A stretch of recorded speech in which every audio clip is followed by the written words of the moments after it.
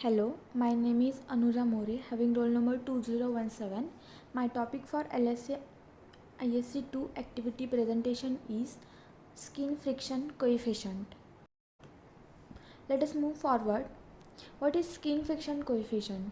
In aerodynamics, skin friction coefficient is a parameter that is used to describe the skin friction or a drag which is experienced by an object which is moving through a fluid. Specially, it quantifies the drag which is resulting from the viscous effect of the fluid and direct contact with the body's surface. Here we can see the one diagram where is free stream velocity flow is moving over an object. Here is a streamline flow, smooth surface having a smooth surface. There will be a small friction, and here is a turbulent flow and which is a rough surface. Here is a large friction occurs. Let us consider one example. Consider an aeroplane wing. When an object like an aeroplane wing which is moving through a air, fluid particles in contact with the aeroplane wing surface tend to stick to it, and adjacent fluid particles move faster, and which creates the shearing effect between the layers of the fluid. These shearing effect generates a frictional forces in two layers of the wing and leading to the drag, and measure of the magnitude of these frictional drag is known as the skin friction coefficient. Skin friction coefficient refers to a dimensionless quantity. It don't have any unit. It is denoted by a symbol CF. It is defined as a ratio of skin frictional drag to the dynamic pressure. Mathematically, it is expressed as Cf is equals to tau W by Q, where tau W is a local wall shear stress and Q is the free stream dynamic pressure. For a laminar flow, skin friction coefficient is 0.664 upon e square root Rex, where Rex is a Reynolds number which is given by rho Vx upon mu, and x is the distance from the reference point at which the boundary layer starts from.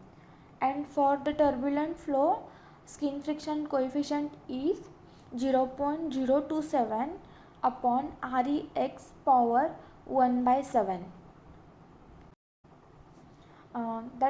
Some factors, here are some factors that influence the skin friction coefficient, that are shape of the object, it will influence the skin friction coefficient, roughness of the surface. Third one is the viscosity of the fluid, which is one of the important influencing factors of skin friction coefficient. Last one is velocity of the object on which the flow is flowing. Generally, a smoother surfaces having a lower skin friction coefficient compared to rough surfaces, as we have seen in first slide. For a given object, skin friction coefficient varies along its surface. It's depend on the surface, whether the surface is rough or smooth.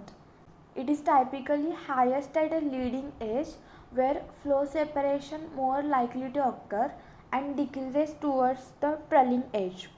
Different flows like laminar and turbulent flow also affect the skin friction coefficient. Experimental testing, wind tunnel studies, and CFD simulations are commonly used to determine the skin friction coefficient for different object and flow conditions. Moving forward, here is the one graph which shows the skin friction coefficient for laminar flow and turbulent flow. It is curve of the flat plate placed parallel to the flow. Here we can see that For laminar flow, value of the skin friction coefficient is lower because we will get a low rate of momentum transfer in laminar flow. And for turbulent flow, skin friction coefficient is higher. For it is determined for same Reynolds number for both laminar and turbulent flow. Laminar flow is having a low skin friction coefficient, hence for the reducing a skin friction coefficient, we will prefer a laminar flow because it has low value of skin friction coefficient, as we have seen in the graph. Minimizing a skin friction coefficient is important in aerodynamics to optimize the efficiency and performance of the vehicles, such as aircrafts and rocket. Various techniques such as streamlining the body shape and using smooth surface treatments are employed to reduce the skin friction and improve the aerodynamic performance of the particular object like wing. And these values provide valuable insight for aerodynamic design and optimization, allowing engineers to improve the performance of the aircraft and other objects which are moving through a fluid. That's all. Thank you.